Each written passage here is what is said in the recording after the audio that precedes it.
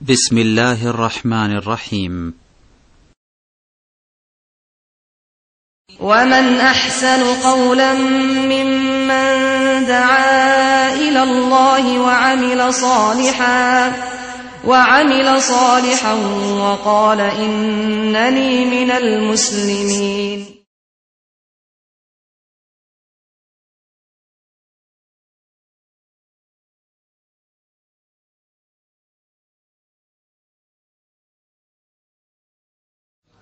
السلام عليكم ورحمة الله وبركاته. إن الحمد لله نحمده ونستعينه ونستغفره ونعوذ بالله من شرور أنفسنا ومن سيئات أعمالنا من يهده الله فلا مضل له ومن يضلله فلا هادي له وأشهد أن لا إله إلا الله وحده لا شريك له وأشهد أن محمدا عبده ورسوله صلى الله تعالى عليه وعلى آله وصحبه وسلم تسليما كثيرا. يا أيها الذين آمنوا اتقوا الله حق تقاته ولا تموتن إلا وأنتم مسلمون. يا أيها الناس اتقوا ربكم الذي خلقكم من نفس واحدة وخلق منها زوجها وبث منهما رجالا كثيرا ونساء واتقوا الله الذي تساءلون به والأرحام إن الله كان عليكم رقيبا. يا أيها الذين آمنوا اتقوا الله وقولوا قولا سديدا يصلح لكم أعمالكم ويغفر لكم ذنوبكم ومن يطع الله ورسوله فقد فاز فوزا عظيما. أما بعد فإن خير الحديث كتاب الله وخير الهدي هدي محمد صلى الله عليه وسلم وشر الأمور محدثاتها وكل محدثة بدعة وكل بدعة ضلالة وكل ضلالة في النار. أعوذ بالله من الشيطان الرجيم. بسم الله الرحمن الرحيم. الذين آمنوا ولم يلبسوا إيمانهم بظلم أولئك لهم الأمن وهم مهتدون. মহান আল্লাহর সমস্ত প্রশংসা, যে আল্লাহ রাব্বুল আলামিন একমাত্র সমস্ত ইবাদত বন্দেগীর হকদার। সে আল্লাহর সমস্ত প্রশংসা যিনি আমাদেরকে সৃষ্টি করেছেন একমাত্র তাঁর ইবাদত বন্দেগীর জন্য। দরুদ ও সালাম নাযিল হোক প্রিয় নবী মুহাম্মদ রাসূলুল্লাহ সাল্লাল্লাহু আলাইহি সাল্লামের উপর, যার আদর্শ মোতাবেক জীবন যাপন করাই হচ্ছে মুমিনের জীবনের মুখ্য কাজ। আল্লাহুম্মা সাল্লি আলাইহি আল্লাহুম্মা বারিক আলাইহি। আজকে আলোচনা করব আপনাদের সামনে এই উম্মত, যে উম্মতকে আল্লাহ রাব্বুল আলামিন শ্রেষ্ঠ উম্মত বলে আখ্যায়িত করেছেন, সম্মানিত জাতি বলে আল্লাহ রাব্বুল আলামিন আখ্যায়িত করেছেন, তাদের অধঃপতনের কারণ কি এবং তার প্রতিকার। এই সম্পর্কে হয়তো একদিনের আলোচনায় কথা সম্পূর্ণ হবে না, তাই আজকে অর্ধেক আলোচনা বা কিছু অংশ আলোচনা করব ইনশাআল্লাহ তাআলা। এই উম্মতে মুসলিমা শ্রেষ্ঠ উম্মত, এতে কোনো সন্দেহ নেই। কোরআনে কারিমে আল্লাহ রাব্বুল আলামিন তাদেরকে খায়রা উম্মাহ বলে আখ্যায়িত করেছেন। কুনতুম খায়রা উম্মাহ উখরিজাত লিন-নাস তা'মুরুনা বিল মা'রুফ ওয়া তানহাউনা আনিল মুনকার ওয়া তু'মিনুনা বিল্লাহ। আল্লাহ রাব্বুল আলামিন এই আয়াতে এই উম্মতকে সম্বোধন করে বলছেন যে, হে উম্মতে মুসলিমা, হে শেষ নবী প্রিয় নবী মুহাম্মদুর রাসূলুল্লাহ সাল্লাল্লাহু আলাইহি ওয়াসাল্লামের উম্মত। সম্বোধন করে আল্লাহ বলছেন এই উম্মতকে, কুনতুম খায়রা উম্মাহ, তোমরা সর্বশ্রেষ্ঠ জাতি, সর্বশ্রেষ্ঠ উম্মত। আল্লাহ এই জাতিকে উম্মত বলে আখ্যায়িত করেছেন। আর এই উম্মত হচ্ছে একটি উম্মত, এই জাতি হচ্ছে একটি জাতি। মহান আল্লাহ আর ইরশাদ করেছেন, ওয়া ইন্না হাযিহি উম্মাতুকুম উম্মাতান ওয়াহিদা, নিঃসন্দেহে এই উম্মত হচ্ছে একটি উম্মত মাত্র। ওয়া আনা রব্বুকুম, আর আমি তোমাদের রব, আমি তোমাদের সৃষ্টিকর্তা, আমি তোমাদের খালিক, মালিক, রিজিক দাতা। ফাবুদুন, সুতরাং একমাত্র আমার ইবাদত করো। উম্মত এক, আর এই উম্মতের রব হচ্ছে এক আল্লাহ রাব্বুল আলামিন, এবং আদেশ হচ্ছে মাত্র একটি, তা হচ্ছে এক শব্দে সমস্ত আদেশ নিষেধ আল্লাহ রাব্বুল আলামিনের তার রাসূলের শামিল, তা হচ্ছে ফাবুদুন, একমাত্র আমার ইবাদত বন্দেগী করো।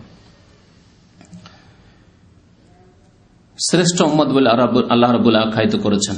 কিন্তু শ্রেষ্ঠত্ব বহাল থাকবে কি করে সেসব গুণাবলীও কোরআনে কারিমে মহান আল্লাহ উল্লেখ করেছেন। তার মধ্যে এই আয়াতে কয়েকটি গুণাবলী আল্লাহ উল্লেখ করেছেন।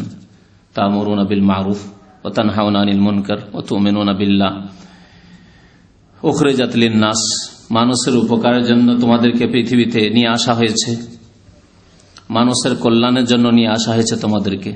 যাই হোক, কারণগুলি আল্লাহ রাব্বুল আলামিন বা তাঁর রাসূল সাল্লাল্লাহু আলাইহি সাল্লাম বর্ণনা যা করেছেন তার কিছু কারণ বর্ণনা করব যে এই উম্মতে মুসলিমার অধঃপতনের কারণ কি।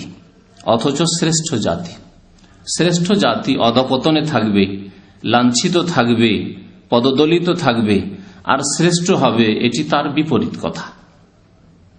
আল্লাহ যে জাতিকে শ্রেষ্ঠ জাতি বলে আখ্যায়িত করেন, যে জাতিকে ওয়াকাযালিকা জাআলনাকুম উম্মাতান ওয়াসাতা, মধ্যপন্থী উম্মত। ওয়াসাতানের তাফসীর আরো করা হয়েছে। ওয়াসাত মানে শাব্দিক অর্থ তো মধ্যপন্থী, এই এক তাফসীর। না ইহুদিদের মতো তাতে রয়েছে বাড়াবাড়ি, আর রয়েছে খ্রিস্টানদের মতো। এই দুই বাতিলের মাঝখানে দুই বিকৃতি যে ঘটেছে ইহুদি এবং খ্রিস্টান ইজমে, এই দুই বিকৃত ধর্মের মাঝখানে সত্য দিন হচ্ছে এবং সত্য দিনের অনুসারী হচ্ছে এই উম্মতে ওয়াসাত, একটি তাফসীর। আর একটি তাফসীর মুফাসসিরিনগণ করেছেন উম্মাতান ওয়াসাতা আই খিয়ারান আদলান, উত্তম জাতি, শ্রেষ্ঠ জাতি, ভালো জাতি। তো এই উম্মতের অধঃপতন কেন? এই উম্মতকে আল্লাহ রাব্বুল আলামিন সম্মানিত করবেন এ ওয়াদাও করেছেন এবং তাদেরকে সম্মানিত করেছেন। এর বাস্তবায়ন হয়েছে যখন তারা সত্যি সত্যি প্রিয় নবী মুহাম্মদুর রাসূলুল্লাহ সাল্লাল্লাহু আলাইহি সাল্লামের উম্মত হিসাবে নিজেকে পরিচিত করতে পেরেছে, প্রমাণ করতে পেরেছে যে আমরা সত্যিকার একমাত্র আল্লাহ রাব্বুল আলামিনের বান্দা, আল্লাহর গোলাম এবং একমাত্র প্রিয় নবী মুহাম্মদুর রাসূলুল্লাহ সাল্লাল্লাহু আলাইহি সাল্লামের নির্ভেজাল অনুসারী, খাঁটি অনুসারী। আল্লাহ রাব্বুল আলামিনের রাসূল সাল্লাল্লাহু আলাইহি সাল্লাম অনুসরণ করতে গিয়ে কোন রকমের শর্ত নেই, কোন রকমের অজুহাত নেই।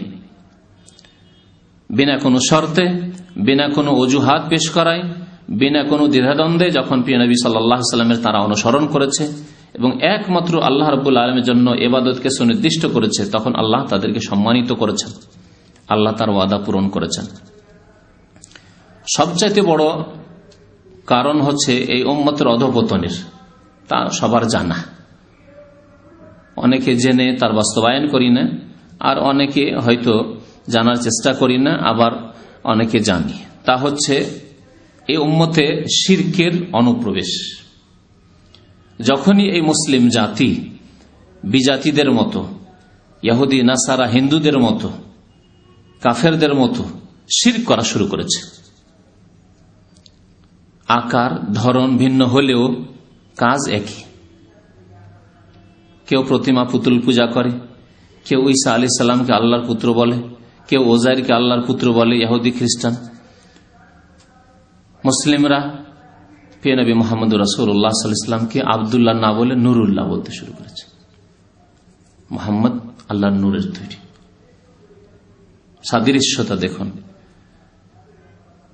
হিন্দুরা, পৌত্তলিকরা দুর্গার পূজা শুরু করেছে, বিভিন্ন দেবী দেবতার পূজা শুরু করেছে। এরা দরগাহ, যত পীরের দরগা রয়েছে, মাজার, কবর রয়েছে, সেসবের পূজা শুরু করেছে। যখন এই মুসলিম জাতির মধ্যে শিরকের অনুপ্রবেশ ঘটেছে, তখন আল্লাহ রাব্বুল আলামিন তাদেরকে লাঞ্ছিত করেছেন, তাদের অধঃপতন এসেছে। মহান আল্লাহ রাব্বুল আলামিন একটি আয়াতে ইরশাদ করেছেন, আল্লাযীনা আমানু ওয়া লাম ইয়ালবিসু ঈমানাহুম বিযুলম, যারা ঈমান নিয়ে এসেছে, মুমিন হয়েছে।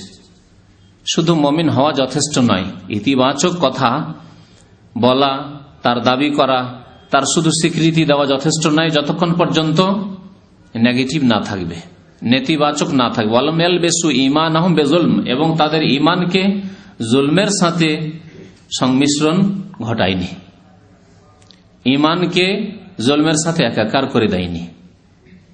এই আয়াত যখন নাজিল হলো, সাহাবায়ে কেরামদের কয়েকজন পেরেশান হয়ে পড়লেন যে আইয়ুনা লাম ইয়াজলিম নাফসা, আল্লাহ বলছেন যারা ঈমান নিয়ে এসেছে, মুমিন মুসলিম হয়েছে, তারপরে জুলুম করেনি, তাদেরই মুক্তি রয়েছে, তাদের জন্য নিরাপত্তা রয়েছে, আর তারাই হচ্ছে হেদায়াত প্রাপ্ত, উলাইকা লাহুমুল আম, তাদের জন্য রয়েছে নিরাপত্তা, তারা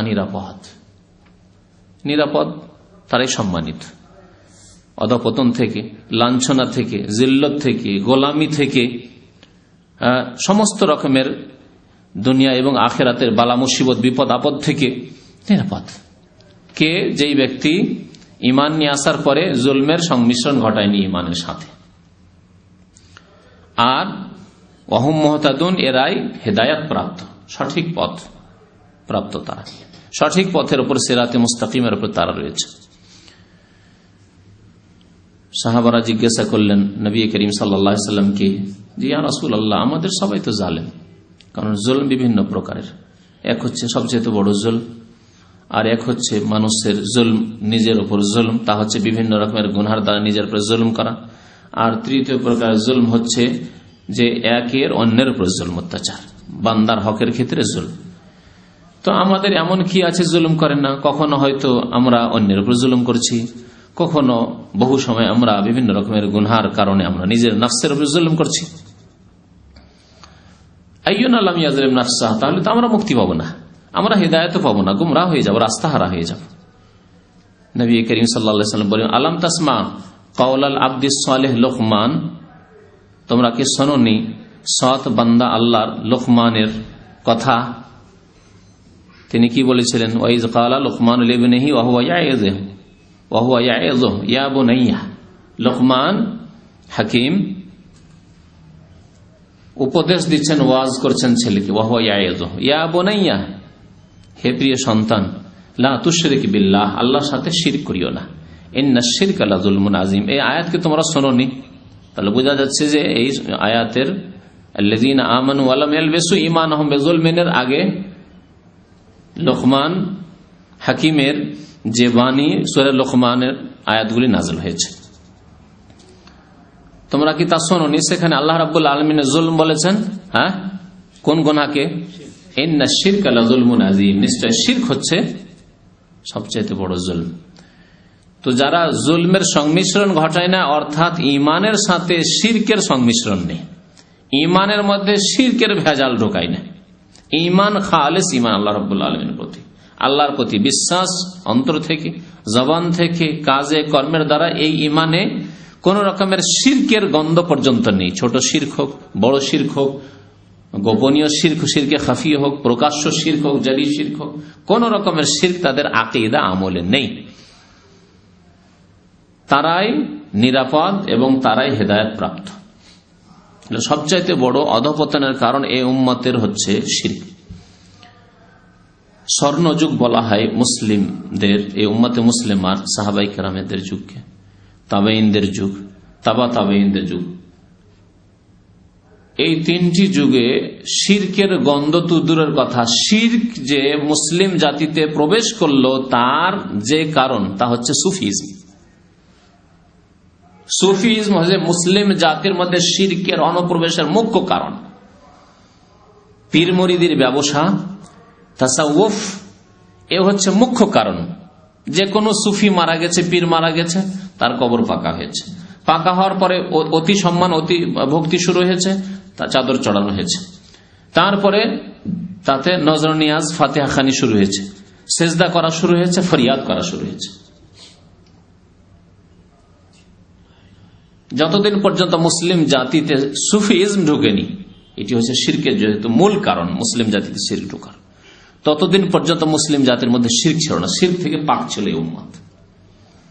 আর এক শ্রেণীর লোকেরা বলে যে যার মধ্যে তাসাউফ নেই সে জিন্দিক, তার ধর্ম নেই।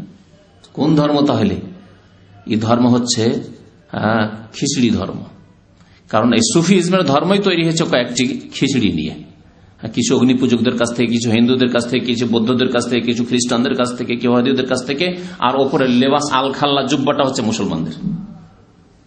লেবাসটা হচ্ছে মুসলমানদের নাম, তার ইসলাম। সুফিজমে যত শিরক কুফরি করা হচ্ছে, ওয়াহদাতুল ওজুদ হলুল, যত কিছু করা হচ্ছে আল্লাহ ছাড়া অন্যের কাছে ফরিয়াদ, সবকিছুর ওপর লেবাস হচ্ছে ইসলামিক লেবাস, ইসলামের নাম দিয়ে সব চলছে। সাহাবায়ে কেরামদের যুগ, তাবেঈনদের যুগ, তাবেঈনদের যুগে শিরক ছিল না, তাই আল্লাহ রাব্বুল আলামিন তাদেরকে সম্মানিত করে রেখেছেন। কত শক্তিশালী এই উম্মত, কত শক্তিশালী এই উম্মত। নবী করিম সাল্লাল্লাহু আলাইহি ওয়াসাল্লাম মদিনাতে আছেন, জীবনে রোমের রাজা কোনোদিন দেখেননি। চিঠি পৌঁছেছে রোমের রাজার কাছে, চিঠি পড়ে শোনাচ্ছে সংসদের সদস্যদেরকে, মন্ত্রীদেরকে শোনাচ্ছে। আর সেখানে আবু সুফিয়ান রয়েছে, জাফর আর আরো অনেকে সেখানে অমুসলিম যারা ছিল তারা প্রতিনিধি আবু সুফিয়ানের সাথে ছিল। সেখানে শোনানোর পরে বলছে সে ব্যক্তি, ওয়াইন্নাহু লা ইয়াখাফু মালিক বানিল আসফার। আবু সুফিয়ান বলছে তার অবস্থা দেখে সেই রাজা, রোম সাম্রাজ্যের রাজার কথা শুনে আর সে এত প্রভাবিত হয়েছে, ভয়ে ভীত হয়েছে ওই সব দৃশ্য দেখার পরে আবু সুফিয়ানের মন্তব্য, ওয়াইন্নাহু লা ইয়াখাফু মালিক বানিল আসফার। আরে আমরা ঈমান নিয়ে আসছি না মুহাম্মদ সাল্লাল্লাহু আলাইহি ওয়াসাল্লামের উপর, অথচ রোমের রাজা বানিল আসফার যারা শ্বেতাঙ্গ, ইউরোপিয়ানদেরকে বলা হয়েছে বানিল আসফার, তখনকার রোমানরা, আজকালকার ইউরোপিয়ান। তো এই রাজাও ভয় করছে, এই রাজার এত ক্ষমতা, এত প্রভাব, এর এত সেনাবাহিনী, এসব থাকা সত্ত্বেও ভয় করছে মুহাম্মদ সাল্লাল্লাহু আলাইহি ওয়াসাল্লামকে। আর আমরা বিরোধিতা করছি, বিরোধিতা করে আমরা সাকসেসফুল হতে পারবো না।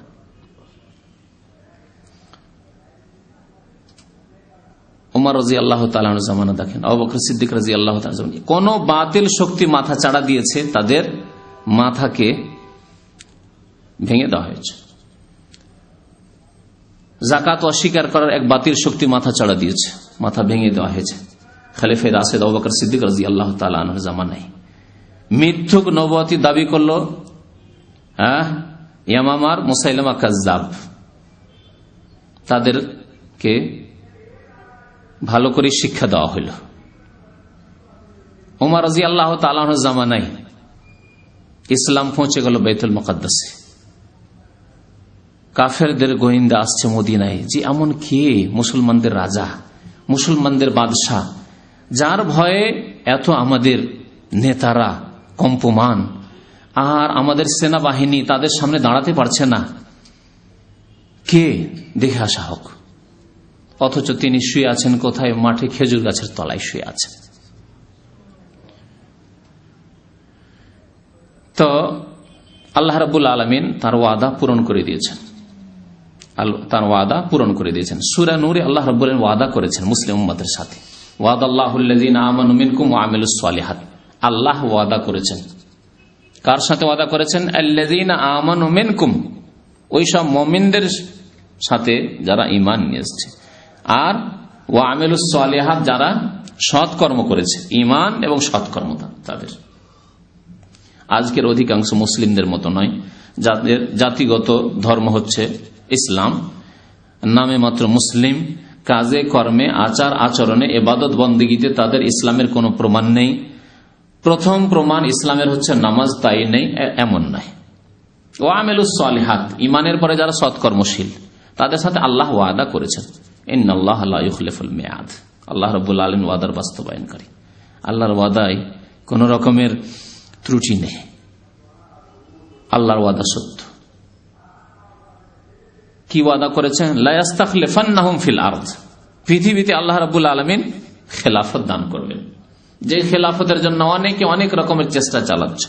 দেখা গেল যে প্রিয় নবী মুহাম্মদ রাসূলুল্লাহ সাল্লাল্লাহু আলাইহি সাল্লামের আদর্শ মোতাবেক আমরা দেখছি যে অনেক দূরের ব্যাপার স্যাপার, আর এগিয়ে যেতে পারবো না। তখন নিজের পক্ষ থেকে খেয়াল খুশি একটা রাস্তা বাছাই করলো যে সবাই তো এই দিক দিয়ে দৌড় দিচ্ছে, আর দেখা গেল যে তারা নেতৃত্বে পৌঁছে গেল, তারা সংসদে পৌঁছে গেল, তারা পার্লামেন্টে পৌঁছে গেল, সুতরাং আমরাও চেষ্টা করি না কেন, ওই রাস্তা দিয়ে চেষ্টা করি। এইরকম কিছু লোক শুরু করেছে। আর কিছু লোক শুরু করেছে নিজের মুরব্বীদের কথাই, যে আমরা যদি এই রাস্তা ধরি, বিভিন্ন দেশে বেরিয়ে যাই, আর বিভিন্ন রকমের বড়রা যে তরিকা বলছেন সেই তরিকায় যদি আমরা বেরিয়ে যাই তো বড় সফল কাম হব, আর আমরা মনে হয় সম্মানিত হব। অথচ তারা প্রিয় নবী সাল্লাল্লাহু আলাইহি সাল্লামের আদর্শ থেকে দূরে সরে গেছে। তো আল্লাহ রাব্বুল আলামিন ওয়াদা করছেন কিসের? খেলাফত দান করবেন, এদের উদ্দেশ্য সৎ, এরা চায় ওই খেলাফত, হারিয়ে যাওয়া ধন। মানুষের যখন কোনো জিনিস হারিয়ে যায় তার সন্ধানের জন্য আপ্রাণ চেষ্টা চালায়।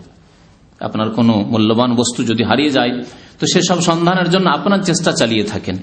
এ হচ্ছে মানুষের স্বভাব। এই উম্মতের অনেক চিন্তাশীল ব্যক্তিরাই হয়তো সৎ নিয়ত নিয়ে, ভালো উদ্দেশ্য নিয়েই তারা ওই হারিয়ে যাওয়া বস্তুকে সন্ধান করার জন্য সচেষ্ট হয়েছে, আপ্রাণ চেষ্টা চালিয়েছে। কিন্তু নবী করিম সাল্লাল্লাহু আলাইহি ওয়াসাল্লাম যে রাস্তার উপর ছেড়ে গেছেন, সাহাবায়ে কেরামদেরকে, খোলাফা রাশেদিনদেরকে আর খোলাফা রাশেদিনদের অনুসরণ করতে বলেছেন যে সেই রাস্তা ছেড়ে দিই। কারণ সেই রাস্তাকে সারা জেনেই তারা ছাড়ুক আর না জেনেই ছাড়ুক, তারা দেখেছে যে এই পথের ওপর অত তাড়াতাড়ি এগিয়ে যাওয়া যাবে না, আমরা দেখছি যে আমাদের জীবনে তো পাবোই না, তখন অন্য রাস্তা ধরেছে। অনেক সময় অজ্ঞতার কারণে বিভ্রান্তির শিকার হয়েছে। আল্লাহ বলছেন লা ইস্তাখলিফান্নাহুম, তোমাদের হারিয়ে যাওয়া বস্তু দেব। হারিয়ে যাওয়ার পরে নবী করিম সাল্লাল্লাহু আলাইহি ওয়াসাল্লামকে আল্লাহ দিয়েছেন, খোলাফায়ে রাশেদিনকে আল্লাহ দিয়েছেন, সাহাবায়ে কিরামদেরকে দিয়েছেন, তাবেঈন, তাবেঈনদের জামানায় দিয়েছেন। দীর্ঘদিন ধরে আল্লাহ রাব্বুল আলামিন এই সুযোগ দিয়েছেন, প্রায় 1000 বছর ধরে আল্লাহ সুযোগ দিয়েছেন। লা ইস্তাখলিফান্নাহুম ফিল আরদ, 1000 বছর, এই 1400 বছরের ইতিহাস ইসলামের এখন পর্যন্ত, এই 1400 বছর ইতিহাসের মধ্যে 1000 বছর পর্যন্ত আল্লাহ রাব্বুল এই জাতিকে সম্মানিত রেখেছেন, অধঃপতনে যায়নি এই জাতি। এই মুসলিম জাতির অধঃপতন এই বিগত 400 বছর থেকে কাছাকাছি। সারা বিশ্বে মুসলিম জাতির অধঃপতন, আর বিশেষ করে আমাদের উপমহাদেশে ভারত, বাংলাদেশ, পাকিস্তান যাকে বলা হয়, এসব দেশে মুসলিমদের অধঃপতন 400 বছর হয়নি, 300 সাড়ে 300 বছর, তার বেশি নয়। আল্লাহ বলছেন তোমাদেরকে দেব। একটি হচ্ছে খেলাফত, লা ইস্তাখলিফান্নাহুম ফিল আরদ কামা ইস্তাখলাফাল্লাযীনা মিন ক্বাবলিহিম। আল্লাহর নীতিমালা হচ্ছে এর আগেও আমি দিয়েছি, যারা ঈমান নিয়ে এসেছে এবং সৎ আমল করেছে তাদেরকে দিয়েছি। দাউদ আলাইহিস সালামকে খেলাফত দিয়েছি, সুলাইমান আলাইহিস সালামকে খেলাফত দান করেছি, খেলাফত আমি দিয়েছি। ইউসুফ আলাইহিস সালামকে খেলাফত দিয়েছি।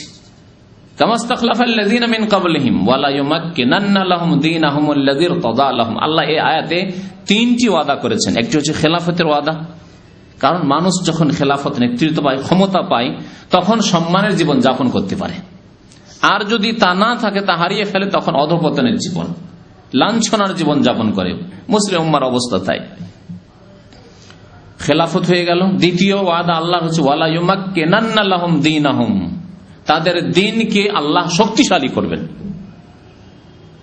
আল্লাহ নাজিলকৃত দ্বীন, তাদের অন্তরে যে দ্বীনের মহব্বত রয়েছে, দ্বীনের কালিমা রয়েছে, দ্বীনের প্রতি ঈমান বিশ্বাস রয়েছে, সেই দ্বীনকে আল্লাহ রাব্বুল কি করবেন? শক্তিশালী করবেন। আল্লাযী ইরতাদা লাহুম, যেই দ্বীনকে আল্লাহ তাদের জন্য মনোনীত করেছেন। ওয়া রাদিতু লাকুমুল ইসলাম দীনা, তোমাদের জন্য ইসলামকে তোমাদের দ্বীন স্বরূপ, জীবন বিধান স্বরূপ আমি মনোনীত করেছি। সেই দিন সম্পর্কে আল্লাহ বলছেন আল্লাযী ইরতাদা লাহুম, যে দিনকে আল্লাহ তোমাদের জন্য বাছাই করে দিয়েছেন, যে এই দিন তোমাদের মুক্তির দিন, এই দিনের মাধ্যমে তোমরা দুনিয়া এবং আখিরাতে সুখী হবে। এই দিনকে আল্লাহ শক্তিশালী করবেন। বলুন একটি কথা, যে দিনকে যদি আল্লাহ শক্তিশালী করেন, তো সেই দিনের অনুসারীরা কি দুর্বল থাকবে না শক্তিশালী থাকবে? তাহলে দিনের শক্তিশালী হওয়া একটি কথা, আরেকটা হচ্ছে দিনের অনুসারীদের শক্তিশালী হওয়া। এই দুটি একে অপরের সাথে ওতপ্রোতভাবে জড়িত। এটা হতেই পারে না যে দিন শক্তিশালী হবে অথচ দিনের অনুসারী মুসলিমরা লাঞ্ছিত, গোলামি করছে, এটা হতে পারে না। আর এটাও হতে পারে না যে মুসলিমরা যতক্ষণ পর্যন্ত শক্তি পেয়ে দিন শক্তিশালী হবে না। মুসলিম শক্তিশালী হলে দিন শক্তিশালী হবে, আর দিন শক্তিশালী হলে মুসলিম শক্তিশালী হবে। এই জন্য আজকে দেখুন, দিনের বিরুদ্ধে, আল্লাহর বিরুদ্ধে, রসুলের বিরুদ্ধে, কোরআনের বিরুদ্ধে, ইসলামের বিরুদ্ধে কিছু লিখে দিক ইসলামের শত্রুরা, বলে দিক, তার কোনো বিচার নেই, হিসাব নেই। কেউ তার হিসাব নেওয়ার লোক নেই, বিচার করার লোক নেই। কারণ দিনের অনুসারীরা দুর্বল হয়ে পড়েছে, গোসাউন কা গোসা ইসরাইল, বন্যার ফেনার মতো, তখন তাদের দিনও দুর্বল হয়ে পড়েছে। জি, আল্লাহ দ্বিতীয় ওয়াদা করেছেন দিনকে শক্তিশালী করবেন না। তৃতীয় ওয়াদা ওয়ালা ইউবাদদিলান্নাহুম মিন বাদি খাউফিহিম আমনা, তারা ভয়ে ভীতু। মক্কার কি অবস্থা ছিল! মক্কার ইতিহাস পড়ুন, নবী করিম সাল্লাল্লাহু আলাইহি ওয়াসাল্লামের 13 বছরের জীবন পড়ুন। কলেমা পড়ে নিলে কি যে হবে, কি যে হবে! যদিও ঈমান মজবুত, যা হয় হবে, আহাদ আহাদ, এক আল্লাহ ছাড়ার কিছু বুঝি না, যতই জুলম অত্যাচার হোক না কেন, কিন্তু কলিমা পড়লে জুলম অত্যাচার হবেই হবে। আর কোথায় যে পরিণাম যাবে, বেঁচে থাকবো না মরবো বলা যাবে না কিছু কলিমা পড়ার পরে। ভয় ভীতির অবস্থা। মক্কা বিজয়ের আগ পর্যন্ত মদিনায় এসেও কখন যে মদিনার উপর আক্রমণ হয়ে যায়, কখন যে কোন শত্রু চলে আসে ঝাঁপিয়ে, এই ছিল খৌফের অবস্থা, ভয় ভীতির অবস্থা। আল্লাহ বলছেন ওয়ালা ইউবাদদিলান্নাহুম, আল্লাহ বদলিয়ে দিবেন, পরিবর্তন করে দেবেন, মিন বাদে খৌফিহিম, ভয়ের পরে আমনান, নিরাপত্তা। নিরাপত্তা দেবেন, ভয়কে আল্লাহ দূর করে দেবেন। অন্তর থেকে ভয় দূর হবে, মুসলিম সমাজ থেকে ভয় ভীতি দূর হবে, শত্রুর কোনো ভয় থাকবে না। প্রিয় নবী মুহাম্মদ রাসূলুল্লাহ সাল্লাল্লাহু আলাইহি ওয়াসাল্লাম একটি হাদিস ইরশাদ করেছেন, এমন একটা যুগ আসবে, আল্লাহর কসম করে বলি, লা ইউতিম্মান্নাল্লাহু হাযাল আমরা, আল্লাহ এই দিনকে পূর্ণতা দান করবেন। এই দিনকে আল্লাহ রাব্বুল আলামিন কি করবেন? পূর্ণতা দান করবেন। আতমামতু আলাইকুম নি'মাতি, এই আমরকে, এই আদেশকে আল্লাহর দিনের আদেশকে আল্লাহ পূর্ণতা দান করে শক্তিশালী করবেন। হাত্তা ইয়াসিরা রাকিবু মিন সানআ, সানআ কোথায়? ইয়ামান দেশে। সানআ থেকে যাবে মক্কা তওয়াফ করার জন্য 600 কিলোমিটার 700 কিলোমিটার একজন সওয়ারি। আরেকটি হাদিসে রয়েছে যে হীরা থেকে একজন মহিলা একাই সফর করবে। মা তাখাফু ইল্লাল্লাহ, আল্লাহ ছাড়া আর কারো ভয় থাকবে না। না কোনো ধর্ষণের ভয় থাকবে, না কোনো শত্রু খুন করে দিবে এই ভয় থাকবে, ছিনতাই হয়ে যাবে, টাকা পয়সার জীবন চলে যাবে, কোনো ভয় নেই। মা তাখাফু ইল্লাল্লাহ, আল্লাহর ভয় একমাত্র থাকবে, আর কোনো ভয় থাকবে না। অন্তরে ভয় থাকবে যে আল্লাহ যদি গুনাহ করি ধরে নেবেন আল্লাহ রাব্বুল আলামিন, যদি অন্যায় করি, জুলুম করি, অত্যাচার করি, যদি নামাজ না পড়ি, যদি শিরক করি, আল্লাহ ছেড়ে দেবেন না, আল্লাহ ধরে নেবেন। এই ভয় শুধু। ওয়াজেব আলা গানামে, আর ছাগলের ভয় থাকবে নেকড়ে বাঘের। ছাগল থাকলে নেকড়ে বাঘ সুযোগ পেলে ছেড়ে দেবেন, এই ভয় থাকবে। যদি কারো ছাগল থাকে, ছাগলের পাল থাকে, তাহলে নেকড়ে বাঘ বলে ভয় থাকবে। আর মানুষ মানুষকে খাবে, মানুষ মানুষকে খুন করবে, মানুষ মানুষের চিন্তায় রাজধানী করবে, সব ভয় থাকবে না। ধর্ষণ হবে, এসব ভয় থাকবে না। কোন জুলম অত্যাচার হবে কারো ওপর, কারো বেঈমানি হবে, এসব ভয় থাকবে না। সুবহানাল্লাহ। নবী করিম সাল্লাল্লাহু আলাইহি সাল্লামের এই ভবিষ্যৎবাণী, তার বাস্তবায়ন সাহাবায়ে কেরামদের যুগে হয়েছে। আল্লাহ রাব্বুল বলছেন ওয়ালা ইউবাদদিলান্নাহুম মিন বাদি খাউফিহিম আমনা, কিন্তু শর্তটি শুনুন, ইয়াবুদুনানি, তারা আমারই ইবাদত করবে, লা ইউশরিকুনা বিশাইআ, আমার সাথে কোনো কিছুকে শরীক করবে না, কোনো কিছুকে শরীক করবে না, ছোট হোক বড় হোক, যে কোনো ক্ষেত্রে হোক, যে কোনো ক্ষেত্রে হোক, আকীদার ক্ষেত্রে হোক, আমলের ক্ষেত্রে হোক, কোন ক্ষেত্রে শরীক করবে না। আল্লাহর পবিত্র রুবুবিয়তের ক্ষেত্রে হোক, ইবাদত বন্দেগীর ক্ষেত্রে হোক, কোন ক্ষেত্রে শরীক করবে না। এই কথা বলবে না যে সেজদা দুই প্রকার, ওলি আউলিয়া বুজুর্গানে দিন, তাদেরকে তাজিমের সেজদা করা যায়, কথা বলবে না। ইয়াবুদুনানি লা ইউশরিকুনা বিশাইআ, দোয়া করবে আল্লাহ ছাড়া অন্যের কাছে, আর বলে আল্লাহর ওলিদের কাছে চাইলে আল্লাহর ওলির আল্লাহর কাছ থেকে নিয়ে দেন, বা আল্লাহর ওলিদেরকে আল্লাহ রাব্বুল আলামিন এতটা ক্ষমতা দিয়েছেন যে তাদের কাছে চাইলে আল্লাহর কাছেই চাওয়া হয়। যারা ভারত উপমহাদেশের বড় বড় এক শ্রেণীর ওলামা, তাদের বক্তব্যে সব কথাবার্তা রয়েছে, যা বলছি কোন কাল্পনিক কথাবার্তা বলছি না। বড় বড় ওলামা তারা বলছে যে আল্লাহর ওলিদেরকে আল্লাহ এত সুপার পাওয়ার দিয়ে দেন যে তাদের কাছে চাইলে আল্লাহর কাছেই চাওয়া হয়। জি, অথচ তারা আমাদের দেশের মুসলিম সমাজের কাছে বড় বড় ওলামা। ইয়াবুদুনানি লা ইউশরিকুনা বিশাইআ, তাহলে শিরক মুক্ত হইতে হবে। এই মর্মে আরো বহু আয়াত রয়েছে, সময় স্বল্পতার জন্য শেষ করি। দ্বিতীয় অধপতনের কারণ হচ্ছে মুসলিম জাতির অধিকাংশ মানুষের নামাজ ছেড়ে দেওয়া। আজকাল মুসলিম বিশ্বে নামাজ পড়ার লোক পাওয়াই মুশকিল। যে কোনো জায়গায় যান, আপনার গ্রামের হিসাব করলে আপনি বের করতে পারবেন যে শতকরা কয়জন নামাজ পড়ে। আপনার বিল্ডিং এ, আপনার কোম্পানিতে, আজকাল যান বড় বড় কোম্পানিতে, ইয়ামামার মতো কোম্পানি, আর ওই বিভিন্ন যে জামেল, এসব কোম্পানিতে 1000, 1500, 2000 বাংলাদেশি আছে, আর মসজিদে নামাজ পড়তে আসে 50 জনের বেশি হবে না। বেশি করে বললাম, 50 জন লোক নামাজ পড়ে, 30 জন পড়ে নামাজ। তো ফজর কথা বলছে না, এশার নামাজ। জি, ফজর যদি বলা হয় তো জানি না, আল্লাহ পাক জানে ফজরের কি অবস্থা। এ হচ্ছে মুসলিম জাতির অবস্থা। তো মুসলিম জাতির অধঃপতনের দ্বিতীয় মুখ্য কারণ হচ্ছে অধিকাংশ মুসলিমদের বেনামাজি হয়ে যাওয়া। মহান আল্লাহ বলছেন ওয়াস্তাইনু বিস-সাবরি ওয়াস-সালাহ, আল্লাহর কাছে সাহায্য চাও ধৈর্যের সাথে এবং নামাজের সাথে। তাহলে বোঝা গেল আল্লাহর সাহায্য নেমে আসবে নামাজ পড়লে, বিনা নামাজে আল্লাহর কোনোদিন সাহায্য নেমে আসবে না। অধিকাংশ মুসলিমরা যদি বেনামাজি হয়ে যায় তো আল্লাহর সাহায্য আসবে কোত্থেকে এই জাতির জন্য? যেই জাতির ওপর আল্লাহর সাহায্য, আল্লাহর মদদ আসে না, সেই জাতি লাঞ্ছিত হবে না, তার কি পাবে? তারা কি হক রাখে আল্লাহর কাছে? আর একজন মুসলিমের কালেমা লা ইলাহা ইল্লাল্লাহ মুহাম্মাদুর রাসূলুল্লাহর ওপর বিশ্বাস আছে কিনা এর প্রমাণ হচ্ছে, প্রথম প্রমাণ হচ্ছে নামাজ। যে ব্যক্তি নামাজ পড়ে তার অঙ্গ প্রত্যঙ্গ দিয়ে, তার মসজিদে যাওয়া আসা দিয়ে প্রমাণ করে যে আমি মুসলিম, আমি নামাজ পড়ি। যে ব্যক্তি নামাজ পড়ে তার কাছে কোনো প্রমাণ নেই। এই জন্য হাদিসে রয়েছে যে যেই ব্যক্তি ওমাল্লাম ইউহাফিজ আলাইহিন্না, যে ব্যক্তি নামাজের হেফাজত করে না, লাম তাকুন লাহু নূরান ওয়ালা বুরহানান ওয়ালা নাজাতান ইয়াউমাল কিয়ামা, না তার কাছে আলো থাকবে না তার কাছে কোনো প্রমাণ থাকবে যে মুসলিম। আজকাল তো মুসলিম দাবি করাতে অত্যন্ত আগ্রহী, অথচ এক ওয়াক্ত নামাজ পড়ে না। নবী করিম সাল্লাল্লাহু আলাইহি ওয়াসাল্লাম বলছেন যে তার কাছে কোনো বুরহান নেই, দলিল নেই, প্রমাণ নেই তার কাছে মুসলিম হওয়ার, যে ব্যক্তি নামাজের হেফাজত করে না। আর কিয়ামতে কার সাথে থাকবে তা তো আপনাদের জানাই আছে হয়তো বহুবার এই হাদিস, ওয়াকানা ইয়াউমাল কিয়ামাতি মা কারুন ওয়া ফিরআউন ওয়া হামান ওয়া উবাই ইবনে খালাফ। মানব জাতির ইতিহাসে যত বড় বড় জালেম আর কাফের, সবচেয়ে বড় শাস্তি যে সব কাফেরদের হবে, তাদের সাথে বেনামাজির হাসর হবে। কারুন, ফিরআউন, হামান আর উবাই ইবনে খালাফ। উবাই ইবনে খালাফ এত বড় শত্রু ইসলামের, যে নবী করিম সাল্লাল্লাহু আলাইহি ওয়াসাল্লামের হাতের মোবারক অস্ত্র তাকে গিয়ে লেগেছিল, এত হতভাগ আসে, তার সাথে বেনামাজি উঠবে কিয়ামতের দিন। তো নামাজ ছেড়ে দেওয়া হচ্ছে মুসলিম জাতির অধঃপতনের কারণ। আল্লাহর মদদ নেমে আসেন, নামাজ ছাড়া কোনোদিন আল্লাহর মদদ আসবে না। অধিকাংশ মানুষ নামাজ পড়ে না। বলুন, একটি পরিবারের কথা বলি, কারণ আমরা পরিবার থেকে শুরু করি, আমরা ছোট কথা নিয়ে চিন্তা করা শুরু করি আগে।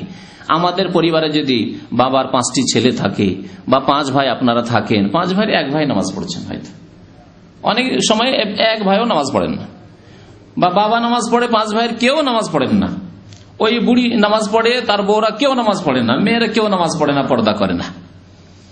যে বুড়ির দিকে কেউ তাকাবে না সে পর্দা করে।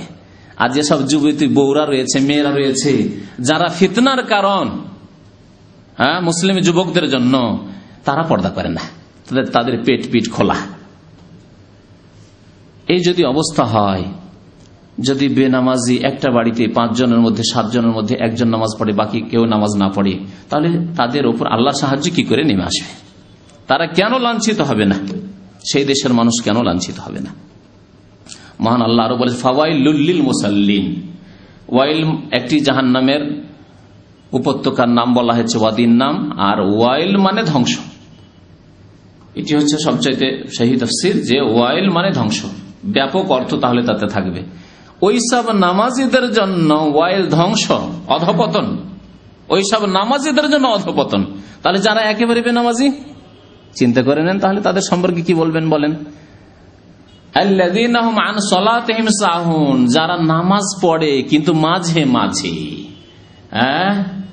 আন সালাতিহিম সাহুন, নামাজ হতে তারা গাফিল, মানে খেয়াল খুশি নামাজ পড়ে, একেবারে বেনামাজি না। কারণ অনেক ভাইরা জিজ্ঞাসা করে, একেবারে তো বেনামাজি নয়, জুমা পড়ে সে, মাঝে মাঝে নামাজ পড়ে, জোহর আসর পড়ে, 1 ওয়াক্ত 2 ওয়াক্ত পড়ে, একেবারে ছাড়া লোক নয়, তাহলে তার কি বলা যাবে? তার সম্পর্কে তো আল্লাহ বলছেন ফাওয়াইলুল লিল মুসাল্লিন, গায়ের মুসাল্লিন আল্লাহ বলেননি। যারা নামাজি এক শ্রেণীর, সেই নামাজিদের জন্য ধ্বংস, অধঃপতন। যারা নামাজ হতে গাফিল, যখন মন হলো নামাজ পড়লো, মন হইল পড়লো না, সুযোগ সুবিধা হইল পড়লো না। আজকাল বেনামাজি ভাইদেরকে, যুবকদেরকে যদি বলা যায় নামাজ পড়েন ভাই, সময় পায় না, সময় পায় না, যখন সময় পায় পড়ে নি, যখন সময় পায় পড়ে নি, আর এমনি সময় পায় না। জি, এরাই তো ফাওয়াইলুল লিল মুসাল্লিন আল্লাযীনা আন সালাতিহিম সাহুন, এদের জন্য অধঃপতন। আর যদি সম্মান পেতে হয়, আল্লাহ তাদের কথা বলেছেন আল্লাযীনা ইন মাক্কান্নাহুম ফিল আরদ, জমিনে শক্তিশালী করব। কাফের, ইসলামের শত্রু, আল্লাহর শত্রু, রাসূলের শত্রু, দ্বীনের শত্রু, তোমাদের শত্রু ভয় করবে কখন? শক্তিশালী হবে তখন। শক্তিশালীর গায়ে কেউ হাত দেয় না। শক্তিশালী গায়ে কেউ হাত দেয় না। আল্লাযীনা ইন মাক্কান্নাহুম ফিল আরদ, জমিনে যদি তাদেরকে শক্তিশালী করি তাহলে তারা কি করবে? শক্তিশালী কতদিন থাকবে? আকামুস সালাহ, নামাজ কায়েম করবে। প্রথম কারণ হচ্ছে, উপায় হচ্ছে শক্তিশালী থাকার, নিজের শক্তিকে হেফাজতে রাখার, শক্তিকে বহাল রাখার। আকামুস সালাহ, নামাজ কায়েম করবে। 2 নম্বর, ওয়া আতাউজ যাকাত, যাকাত দেবে। ওয়া আমারু বিল মারুফ, সৎ কাজের আদেশ দেবে। ওয়া নাহাউ আনিল মুনকার, আর অসৎ কাজে বাধা দেবে।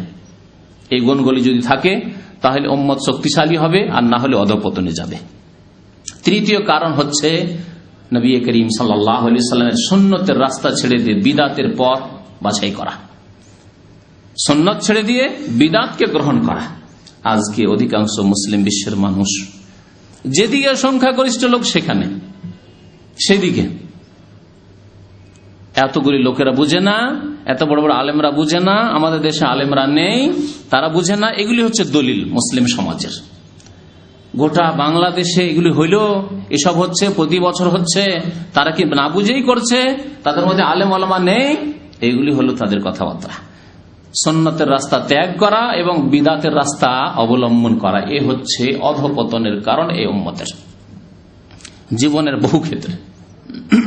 তার মধ্যে রবিউল আউয়াল মাসের ঈদে মিলাদুন নবী, প্রিয় নবী মুহাম্মদ রাসূলুল্লাহ সাল্লাল্লাহু আলাইহি ওয়াসাল্লামের আদর্শ বাদ দিয়ে, খোলাফায়ে রাশিদিনের আদর্শ বাদ দিয়ে, সাহাবায়ে কেরাম 110 হিজরি পর্যন্ত থাকলেন, তাদের আদর্শ বাদ দিয়ে, তাবেঈনে কেরাম তাদের আদর্শ বাদ দিয়ে, আইম্মায়ে আরবা, ইমামে আবু হানিফা রাহমাতুল্লাহ আলাইহি, ইমামে শাফিঈ রাহমাতুল্লাহ আলাইহি, ইমাম মালিক রাহমাতুল্লাহ আলাইহি, ইমাম আহমদ বিন হাম্বল রাহমাতুল্লাহ আলাইহি, সমস্ত আইম্মায়ে কেরাম তাদের যুগ চলে গেল। তারা কখনো জানলো না যে মুসলিমদের একটি ঈদ আছে, যে ঈদের নাম ঈদে মিলাদুন নবী। তারা জানলো না। বা মিলাদুন নবীর জন্মবার্ষিকী 12 রবিউল আউয়ালে পালন করতে হবে, এ কথাও তারা জানলো না। তারা এই কাজগুলি না করলেন, না করতে বললেন, না জানলেন। জানলো কারা? যারা জাহেল মূর্খ, খ্রিস্টানদের পাশাপাশি বাস করত মিশরে, খ্রিস্টানদেরকে দেখলো যে খ্রিস্টানরা তো বড়দিন পালন করে 25 ডিসেম্বরে, ঈসা আলাইহিস সালামকে তারা যদি এত শ্রদ্ধা করে তো আমরা তো তার চাইতে বেশি শ্রদ্ধা করি। লাফিয়ে উঠলো জাহালতে, অজ্ঞতায়। তারা যদি জন্মবার্ষিকী পালন করতে পারে ঈসা আলাইহিস সালামের, আমরা মুহাম্মদুর রাসূলুল্লাহ সাল্লাল্লাহু আলাইহি ওয়াসাল্লাম জন্মবার্ষিকী কেন পালন করব না? কার কাছ থেকে শিখলো? আল্লাহ রাসূল সাল্লাল্লাহু আলাইহি ওয়াসাল্লামের কাছ থেকে, খোলাফায়ে রাশিদিনের কাছ থেকে, সাহাবায়ে কেরামের কাছ থেকে, তাবেঈন, তাবা তাবেঈন, আইম্মায়ে কেরামদের কাছ থেকে না। একটি প্রমাণ দেন। যদি কেউ বলে তো একটি প্রমাণ নিয়ে, কমের পক্ষে নিজের ইমাম সাহেবের কাছ থেকে একটি প্রমাণ নিয়ে আসুন। 400-500 বছর চলে গেল, আর তারপর খ্রিস্টানদের কাছ থেকে শিখলো, মান তাশাব্বাহা বিকওমিন ফাহুয়া মিনহুম। নবী করিম সাল্লাল্লাহু আলাইহি ওয়াসাল্লাম বললেন, যারা মুসলিম হওয়া সত্ত্বেও অন্য কোন জাতির সাদৃশ্যতা অবলম্বন করবে, তাদের অনুকরণ করবে, তাদের দলভুক্ত হবে, তাদের দলে শামিল হবে। অথচ মানুষকে বোঝান, এত বড় আলেমরা বুঝে না, বাতিল মাথা চাড়া দিয়ে আছে। বাতিল হক হয়ে গেছে, আর হকটি বাতিল হয়ে গেছে। আজকালকার যুগের অবস্থা এমন যে সুন্নত বিদআত হয়ে গেছে, আর বিদআতই সুন্নতের জায়গা দখল করে নিয়েছে। জনসাধারণ বিদআতকে সুন্নত মনে করে, শিরকে তাওহীদ মনে করে, আর হককে বাতিল মনে করে, বাতিলকে হক মনে করে। আল্লাহ রাব্বুল আলামিন কোরআনে কারীমে ইরশাদ করেছেন, ওমান আ'রাযা আন যিকরি, যেই ব্যক্তি আমার উপদেশ থেকে মুখ ফিরিয়ে নেবে। আল্লাহর উপদেশ হচ্ছে কোরআনুল কারীম, আল্লাহর উপদেশ হচ্ছে প্রিয় নবী মুহাম্মদুর রাসূলুল্লাহ সাল্লাল্লাহু আলাইহি ওয়াসাল্লামের হাদিস সুন্নাত। ওমান আ'রাযা আন যিকরি ফাইন্না লাহু মাঈশাতান দানকা, তার জীবন খুব সংকীর্ণ হয়ে যাবে, অশান্তির জীবন, লাঞ্ছনার জীবন, অধঃপতনের জীবন, ধ্বংসের জীবন, গোলামের জীবন। ফাইন্না মাঈশাতান দানকা ওমান আ'রাযা আন যিকরি ফাইন্না লাহু মাঈশাতান দানকা ওয়া নাহশুরুহু ইয়াওমাল কিয়ামাতি আমা, এবং কিয়ামতের দিনে তাকে অন্ধ করে উঠাবো। তাহলে বিদআতি যে ব্যক্তি কোরআন এবং সুন্নাহ থেকে, নবী করিম সাল্লাল্লাহু আলাইহি ওয়াসাল্লামের সহিহ আদর্শ থেকে বিমুখ হবে, তাকে আল্লাহ রাব্বুল আলামিন কিয়ামতের দিনে অন্ধ করে উঠাবেন, আর দুনিয়াতে তাদের অশান্তির জীবন, মাঈশা দানকা, সংকীর্ণ জীবন, অশান্তির জীবন, মানসিক অশান্তি, পারিবারিক অশান্তি, ব্যক্তি জীবনের অশান্তি, সামাজিক অশান্তি, রাষ্ট্রনীতির ক্ষেত্রে অশান্তি, অর্থনীতির ক্ষেত্রে অশান্তি, সব ক্ষেত্রে অশান্তি, অশান্তি আর অশান্তি। কোনখানে শান্তি আছে মুসলিম সমাজে? শান্তি নেই। শান্তি নেই জন্য অনেক মুসলিম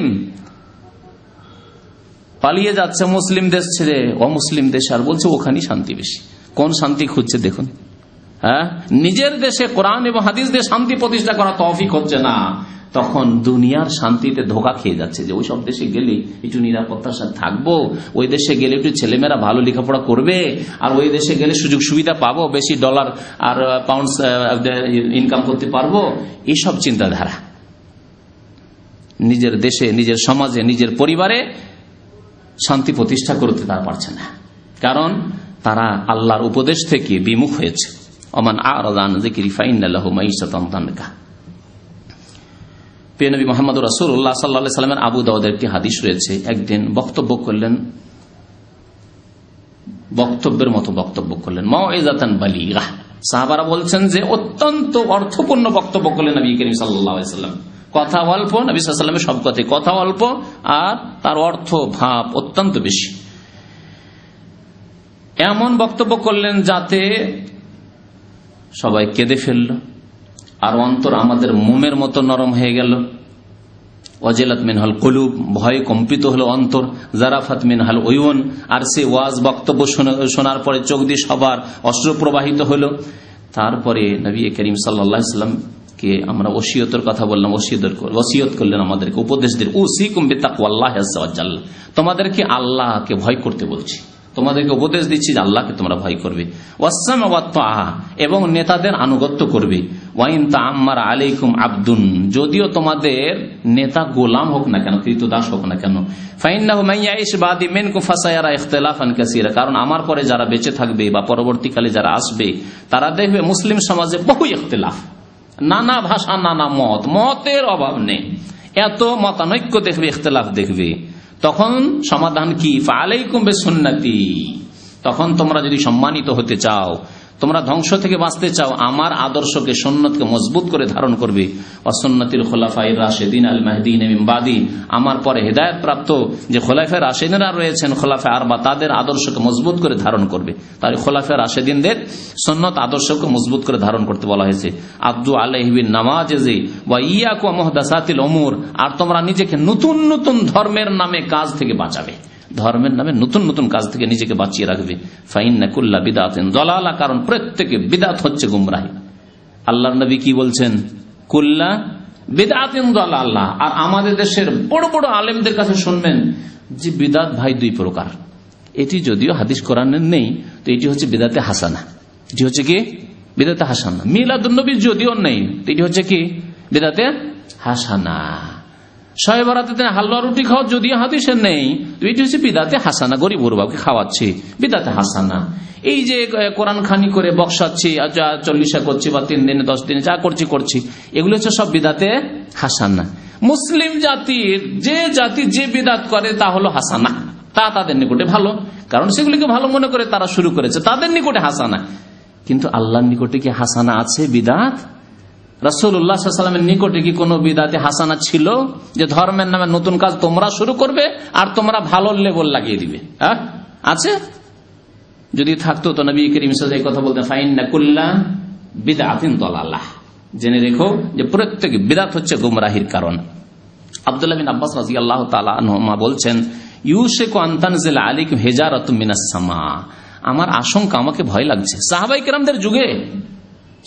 কেরামদের যুগে আব্দুল্লাহ বিন আব্বাস রাদিয়াল্লাহু তাআলা আনহুমা যদি দেখতেন যে কোন সাহাবী বা কোন তাবেঈ, সাহাবী নয় হয়তো তাবেঈ, এরকম দেখতেন যে কোন ক্ষেত্রে হয়তো যে এটির কারণ কি বা এটির হিকমত কি, এই ধরনের কথাবার্তা বলতে শুনতেন, বা অমুক এরকম ধরনের ফতোয়া দিচ্ছে, বলছে, মাসলা বলছে, তখন তিনি এই ক্ষেত্রে বলেছিলেন এই কথাটি, ইউশিকু, আমাকে ভয় লাগছে, আন তানজিলা আলাইকুম হিজারাতুম মিনাস সামা, যে আকাশ থেকে তোমাদের উপর পাথর বর্ষণ করা হবে। ভয় লাগছে আমাকে যে কখন যে আল্লাহ যে পাথর বর্ষণ করে দিবে তোমাদের উপর।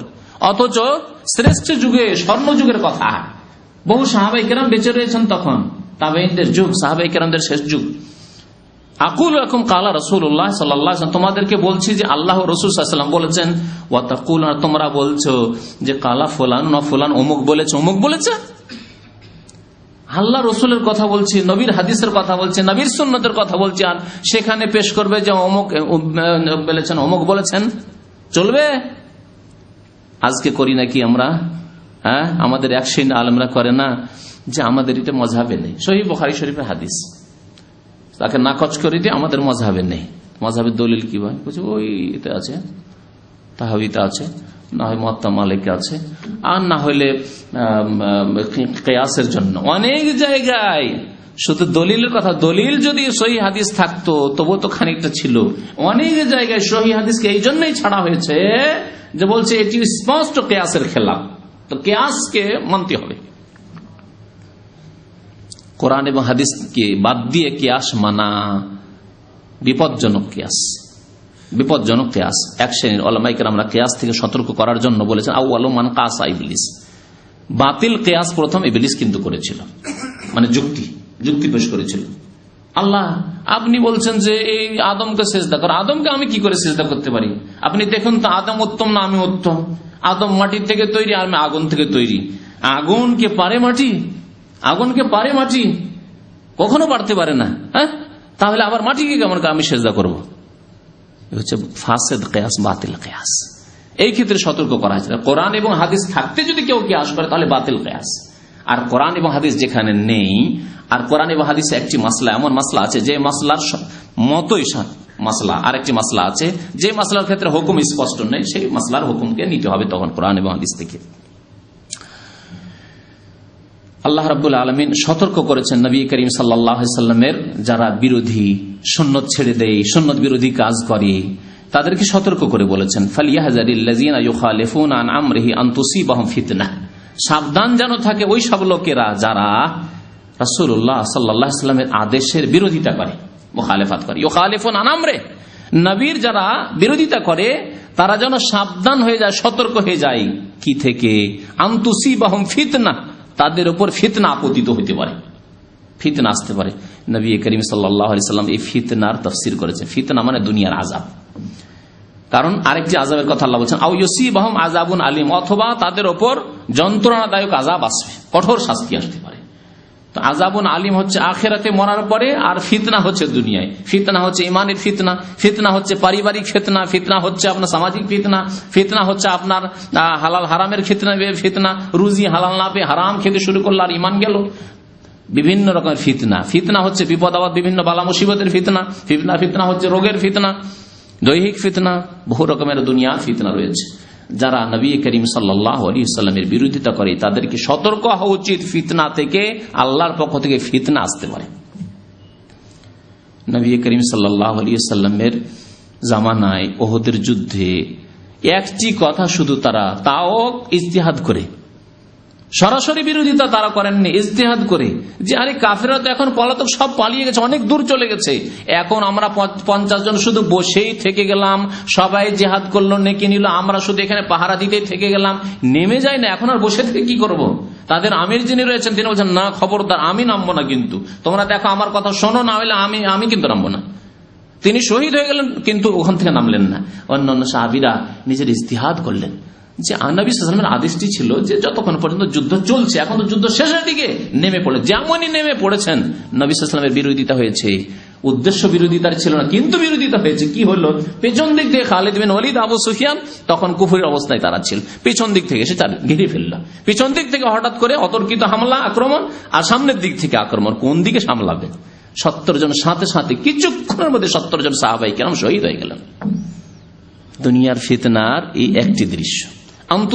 ফিতনা, যারা বিরোধিতা করে, জেনেই বিরোধিতা করুক আর না জেনেই বিরোধিতা করুক, ইচ্ছা করে ইচ্ছাকৃত বিরোধিতা করুক আর অনিচ্ছাকৃত বিরোধিতা করুক, তাদের ফিতনার ভয় রয়েছে। আজকে মুসলিম জাতির বিপদ বিপদ বিপদ, গোলামি, এই ফিতনা, এগুলি হচ্ছে ফিতনা। আর আযাবুন আলিম তো সামনে আছে। চতুর্থ কারণ হচ্ছে মুসলিম জাতির অধঃপতনে আল্লাহর রাস্তায় একটি বড় ফরজকে ছেড়ে দেওয়া, তা হচ্ছে জিহাদ ফি সাবিলিল্লাহ, আল্লাহর রাস্তায় জিহাদকে ছেড়ে দেওয়া। জিহাদের ইসলামে এত বেশি গুরুত্ব রয়েছে যে অনেক আইম্মায়ে কেরামগণ জিহাদকে ইসলামের 6ষ্ঠ রুকন বলে আখ্যায়িত করেছেন। ইসলামের ইমানের 6টি রুকন আছে কিনা তো জানা আছে। আল্লাহর প্রতি আমানতু বিল্লাহি ওয়া মালাইকাতিহি ওয়া কুতুবিহি ওয়া রুসুলিহি ওয়াল ইয়াউমিল আখিরি ওয়াল কদরি খাইরি ওয়া শাররি। তো ইমানের 6টি পিলার, 6টি খুঁটি স্তম্ভ। আর ইসলামের কয়টি পিলার? 5টি। অনেক উলামায়ে কেরামরা বলেছেন ইসলামেরও 6টি পিলার। প্রথম হচ্ছে কালেমা লা ইলাহা ইল্লাল্লাহ মুহাম্মাদুর রাসূলুল্লাহ, শাহাদাত দান করা। নামাজ কায়েম, ইকামিস সালাহ ওয়া ইতাই যাকাত প্রদান করা, সওমে রমজান, রমজান মাসে রোজা রাখা, আর বাইতুল্লাহর হজ করা, আর জিহাদ ফি সাবিলিল্লাহ।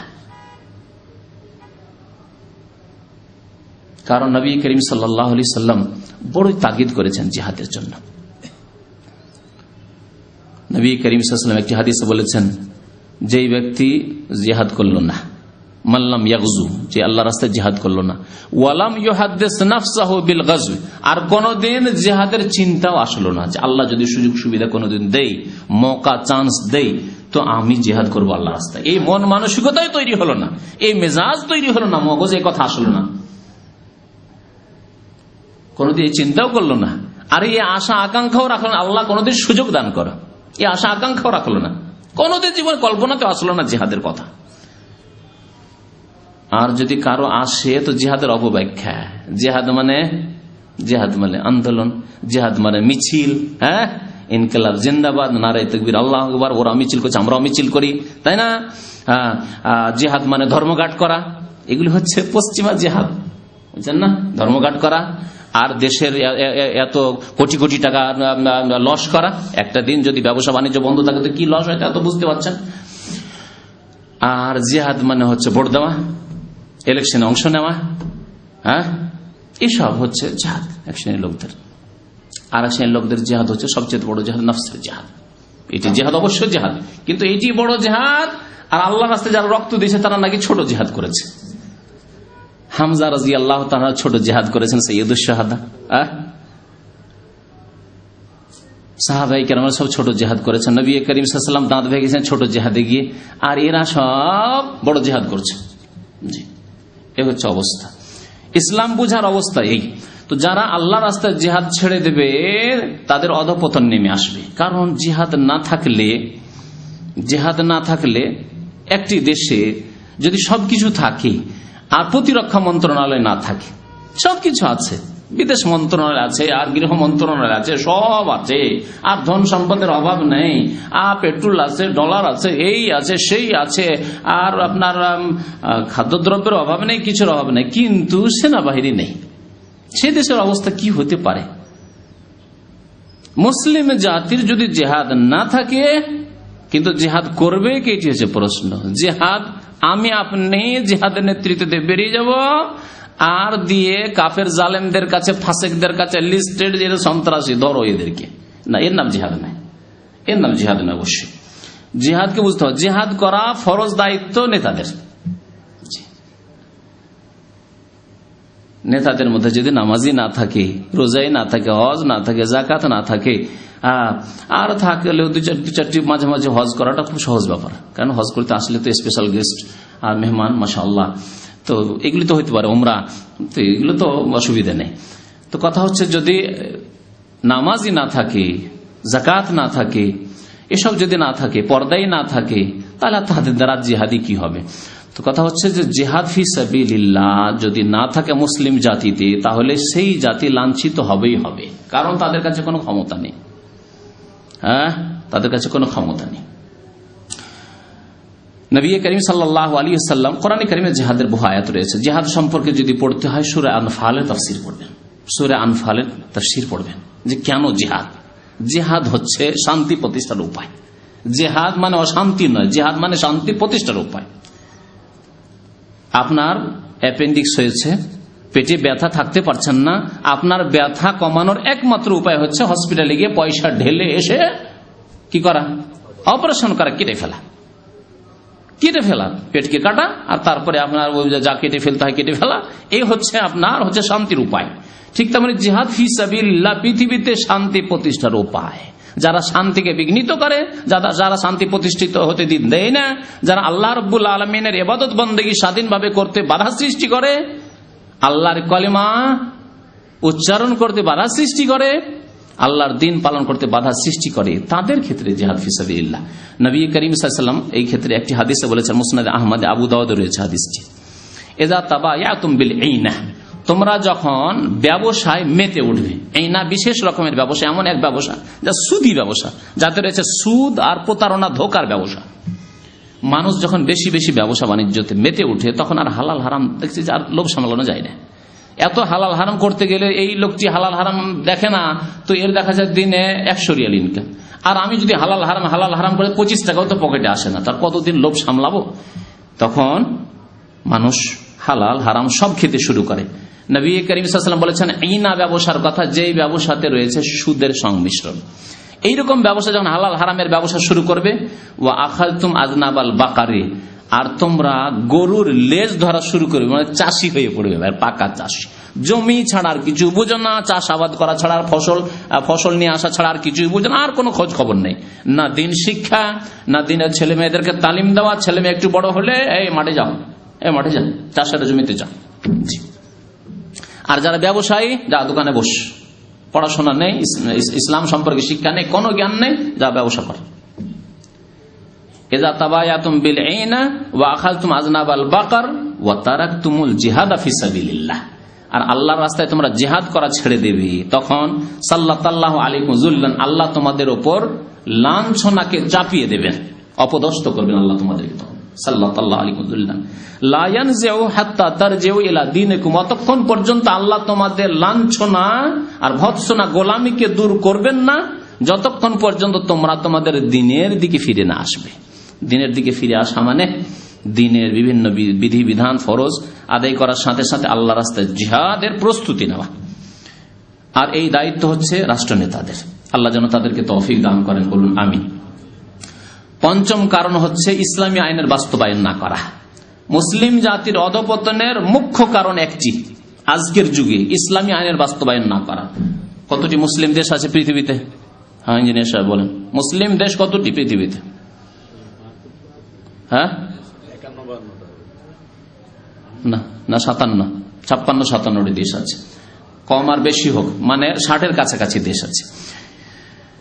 এতগুলি মুসলিম দেশ, আর সমস্ত মুসলিম দেশগুলির নেতা হচ্ছে মুসলিম। তারা মনে করে যে আমরা কলিমা পড়া মুসলমান, আমরা জাতিতে মুসলমান, কিন্তু ইসলামী আইনের বাস্তবায়ন সৌদি আরব ছাড়া কোথাও নেই। ইসলামী আইনের বাস্তবায়ন কোথাও নেই পৃথিবীতে। আল্লাহ বলছেন কুতিবা আলাইকুমুল কিসাস, খুন করলে তার জন্য আল্লাহ কিসাস ফরজ করেছেন। আল্লাহ বলছেন ওয়াসসারিকু ওয়াসসারিকাতু ফাকতাউ আইদিহুমা, চোরের হাত কেটে নাও। আল্লাহ বলছেন আয-যানিয়াতু ওয়াজ-যানি, ব্যভিচারকারী ব্যভিচারকারিনী, তাদের ফাজলিদু কুল্লা ওয়াহিদিন মিনহুম মিয়াতাল জালদা, তাদের উপর দণ্ডবিধি কায়েম করো। না, এগুলি হচ্ছে বর্বরতা, এগুলি করা যাবে না। আমরা মুসলমান হইলে কি হবে? আমরা এখন উন্নত মুসলমান, হ্যাঁ, আমরা এখন সভ্য মুসলমান। 1400 বছর আগে সভ্যতা ছিল না, এটি বড় কুফরি কথা। যদি প্রকাশ না করে জাবানে, অন্তরে যদি এই কথা থাকে যে ও যুগ ছিল এখন এগুলি চলবে না, তাহলে মুসলমান না। আর যদি পালন না করে যে আমরা পারছি না, দুর্বল, গোলামির জীবন কাটাচ্ছি, আমরা নেতা নেতৃত্ব দিলেই কি হবে, আমরা তো গোলাম, লাঞ্ছিত, আর কাফেরদের তো নেতৃত্ব চলছে, সুতরাং আমরা পেরে উঠতে পারছি না, আমরা সুদ মুক্ত হতে পারছি না, আমরা এইসব দণ্ডবিধি কায়েম করতে পারছি না, কারণ আমরা দুর্বল। তাহলে আল্লাহ বলছেন তাদের সম্পর্কে আমাল্লাম ইয়াহকুম বিমা আনজালাল্লাহ ফাউলাইকা হুমুল ফাসিকুন, সর্বনিম্ন হুকুম হচ্ছে যে তারা ফাসিক। সর্বনিম্ন হুকুম আর একটি হচ্ছে যে তারা জালেম, ব্যক্তি স্বার্থের জন্য যদি করে জালেম, তারা কারো উপরে যদি জুলুম করে তাহলে, অন্য কোনো বান্দার উপরে, মানুষের উপরে জুলুম করে তাহলে, আর কোন মানুষের উপরে জুলুম না করে যদি ইসলামী আইনের বাস্তবায়ন না করে তাহলে তারা ফাসিক। আর যদি অস্বীকার করে, বলবে যে এই সভ্যতার যুগে আর চলে না, ওগুলো ছিল আগের যুগে, তাহলে আল্লাহ তাদের সম্পর্কে কি বলেছেন? ফাউলাইকুমুল কাফিরুন। সবকে পাইকারি হারে আমরা কাফের বলি না। পাইকারি হারে কেউ কাফের বলে তাদের আমরা বিরোধিতা করি, কিন্তু 3টি স্তরের কথা সবসময় জেনে রাখতে হবে। আল্লাহ রাব্বুল আলামিন তাদের লাঞ্ছনার কথা বলছেন, দুনিয়াতে তারা লাঞ্ছিত, তাদের অধপতনের কথা বলছেন। আফাতুমিনুনা বিবাযিল কিতাবি ওয়া তাকফুরুনা বিবায, তোমরা কিতাবের কিছু কথা মানো আর কিছু কথা মানো না। কিছু বিধান মানবে, নামাজ মানবে, আর একটা মানবে না। 5 ওয়াক্ত নামাজ পড়তে পারি না, আমরা জুমা পড়ছি, এইরকম। হ্যাঁ, ইসলামী আইনের বাস্তবায়ন করতে পারছি না ভাই, এসব করতে পারছি না, এইসব কথাবার্তা বলবে। ফামা জাযাউ মান ইয়াফআলু যালিকা মিনকুম ইল্লা খিজয়ুন ফিল হায়াতিদ দুনিয়া, এদের শাস্তি হচ্ছে পৃথিবীতে, যে দুনিয়াতে কি থাকবে, তারা খিজয়ুন, লাঞ্ছিত থাকবে, গোলামি করবে, পদদলিত তারা থাকবে। খিজুন ফিল হায়াতিদ দুনিয়া, আর আখিরাতে ওয়া ইয়াউমাল কিয়ামাতি ইউরাদ্দুনা ইলা আশাদ্দিল আযাব, আর কিয়ামতের দিনে এদের এই সব নেতাদেরকে, এই সব ক্ষমতাশালীদেরকে, যাদেরকে আল্লাহ নেতৃত্ব দিয়েছেন, ক্ষমতা দিয়েছেন, অথচ ইসলামী আইনের বাস্তবায়ন তারা করল না, কঠোর শাস্তির দিকে তাদেরকে ঠেলে দেওয়া হবে। ইউরাদ্দুনা ইলা আশাদ্দিল আযাব, কঠোর শাস্তির দিকে তাদেরকে ঠেলে দেওয়া হবে। ওমাল্লাহু বিগাফিলিন আম্মা তা'মালুন, আর তোমরা যা করো তা থেকে আল্লাহ গাফেল নন। আল্লাহ সবকিছু দেখছেন। অন্তর্জামী যে তোমাদের অন্তরে কি ইসলামী আইনের বাস্তবায়নের চাহিদা রয়েছে, কামনা বাসনা রয়েছে, চেষ্টা রয়েছে, যারা ইসলামী আইনের বাস্তবায়নের দাবি করে তাদের কথাগুলিকে তোমরা শ্রদ্ধার নজরে দেখো, সেই কথাগুলিকে তোমরা ভালো মনে করে নিতে চাও, তাহলে ঠিক আছে তোমরা করো। তারা বিভ্রান্তির শিকার হতে পারে। এক শ্রেণীর লোকেরা ইসলামী আইনের বাস্তবায়নের এই দাবি তুলে তার বিভ্রান্তির শিকারে গুমরাহ হয়েছে, ঠিক আছে তাদের শাস্তি হওয়া উচিত।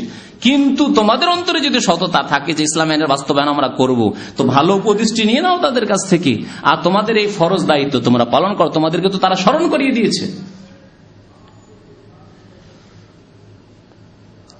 আল্লাহ রাব্বুল আলামিন মানব রচিত বিধানকে জাহিলি বিধান বলে আখ্যায়িত। আফা হুকমাল জাহিলিয়াতি ইয়াবগুন, তারা জাহিলি যুগের ওই আবু জাহল, আবু লাহাবের ওই বিধান নিয়ে এসে, কাফেরদের তৈরি করা বিধান নিয়ে এসে, কেউ বস্তুবাদ, কেউ সমাজবাদ, কেউ আর জাতীয়তাবাদ, এসব দিয়ে তারা দেশ চালাতে চায়, তারা রাষ্ট্র পরিচালনা করতে চায়, হ্যাঁ, মানব রচিত বিধানের বাস্তবায়ন করতে চায়। আফা হুকমাল জাহিলিয়াতি ইয়াবগুন, তারা এটি চায়।